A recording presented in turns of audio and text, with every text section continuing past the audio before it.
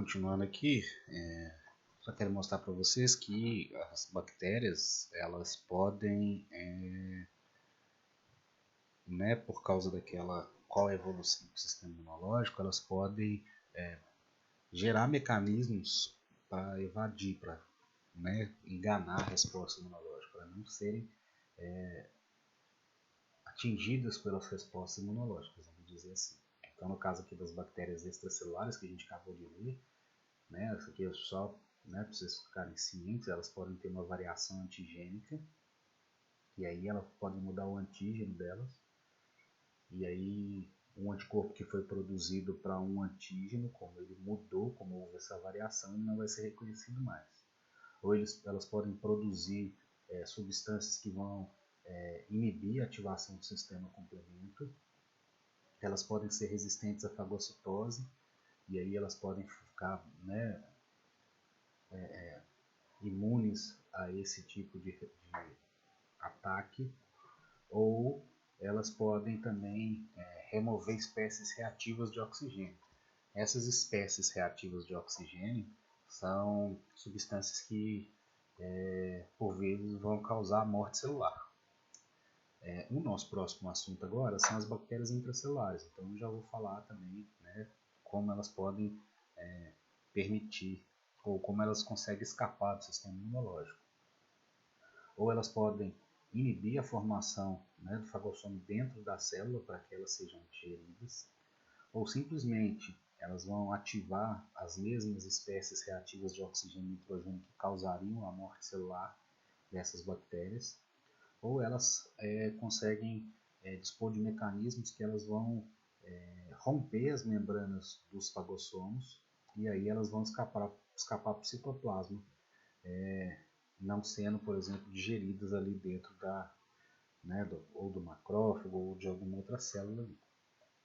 Então, a imunidade contra as bactérias intracelulares ela acontece porque algumas bactérias elas podem sobreviver e se replicar no interior dos fagócitos.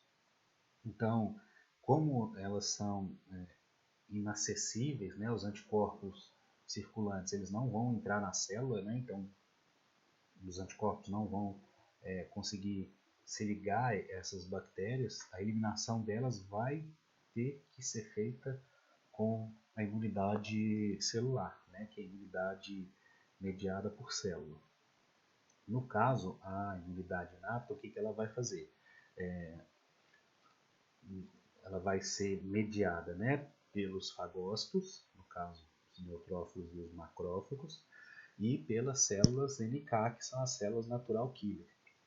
As células natural killer elas vão proporcionar uma defesa inicial, antes da imunidade adaptativa aqui. A gente está vendo aqui a imunidade inata, o número de bactérias, então essas bactérias começam a subir. Aqui ela chega ao platô, então ela não vai mais aumentar o número de bactérias viáveis, isso indica que está tendo um controle da infecção. E essas células natural killer elas vão funcionar, elas vão defender a célula antes da imunidade adaptativa começar o seu papel. Essa imunidade inata ela não vai erradicar as infecções, tá?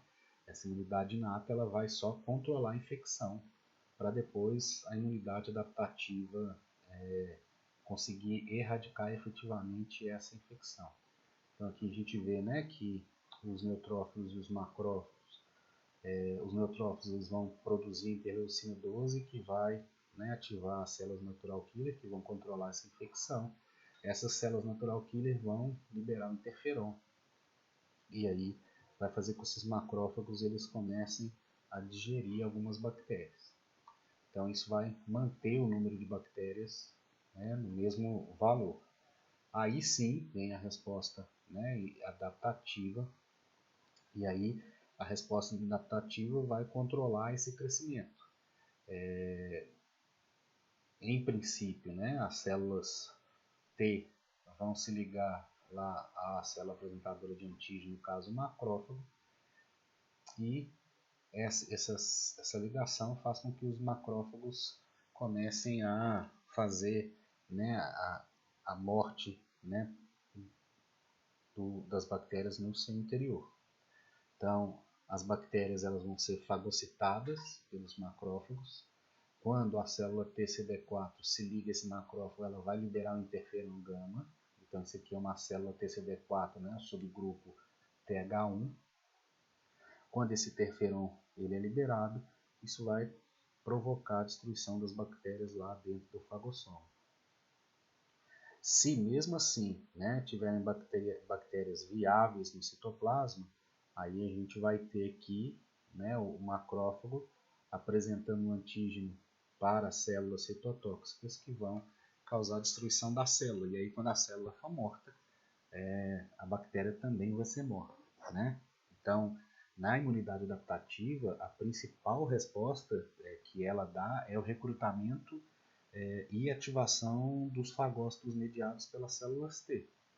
No caso, as células CD4, né, vão ativar os fagócitos. Isso vai resultar na morte dos micro-organismos que são ingeridos por esses fagócitos aí, lá dentro do fagossoma. E se essas bactérias, né, sobreviverem a esses fagócitos, os linfócitos T citotóxicos vão destruir essas células infectadas. Lembrando que essa ativação dos macrófagos vai induzir a produção, né, de substâncias microbicidas, ou seja, que matam as bactérias. Por isso, dessa imunidade adaptativa conseguir eliminar essas bactérias. Essas substâncias são produzidas exatamente com esse intuito. Só que tem algumas bactérias intracelulares que elas podem resistir à destruição dentro do fagócito. E aí elas vão persistir por um longo período de ano e causar, por exemplo, uma estimulação antigênica crônica, né? Vai ativar as células T e os macrófagos, e isso pode resultar numa inflamação que a gente chama de inflamação granulomatosa, que é o que está representado aqui. Isso aqui, né, tá os fibroblastos, os macrófagos dentro desses fibroblastos. Então aqui a inflamação granulomatosa a gente consegue identificar muito bem, né, nas lâminas aqui. É como se estivesse fazendo uma capa para que os macrófagos, né, consigam englobar o máximo número de bactérias aqui. Isso vai fazer com que os macrófagos fiquem bem grandes, formando células gigantes ali. E isso a gente consegue perceber muito bem na tuberculose, né? Que na tuberculose esse tipo de reação que o sistema imunológico tem, ele serve para localizar e impedir que essa infecção se propague, né? Que os micro-organismos se propaguem. Mas ao mesmo tempo ele está associado a um comprometimento funcional, né? Porque isso vai causar uma fibrose, às vezes até a necrose ali do tecido, correto? Então, esse tipo de bactéria que resiste, eles podem provocar infecções crônicas, né? E como eu falei, a tuberculose aqui no caso é um exemplo disso.